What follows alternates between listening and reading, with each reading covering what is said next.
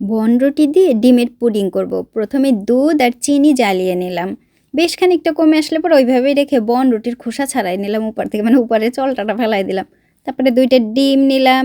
ডিম 2টা খুব ভালো করে ফেটে নিলাম। জাল করে রাখা কিছুটা লিকুইড মিল্ক এই ডিমের ভেতরে ঠান্ডা হয়ে গেলে পরে দিয়ে দিলাম।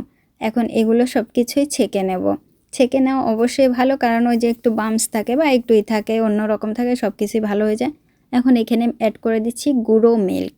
খুব ভালো করে মিশিয়ে নিলাম। এদিকে আবার ক্যারামেল করব চিনি দিয়ে। খুব ভালো করে ক্যারামেলটা হয়ে গেলে পরে মাটির একটা পাত্রে ক্যারামেলগুলো দিয়ে নিলাম। বনরুটিটা নিয়ে আসলাম, এই যে মাটির পাত্রে ছোট ছোট টুকরা করে দিয়ে দিলাম।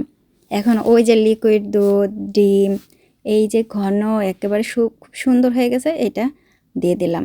হাঁড়ি ভর্তি করে দিলাম। এখন এটা ভাপে করব। আপনি হাঁড়ির ভিতরেও করতে পারেন, একদম জাল হইলে পরে চুলাতেও করতে পারেন। 50 বা 40 মিনিট পরের অবস্থা হয়েছে এই যে।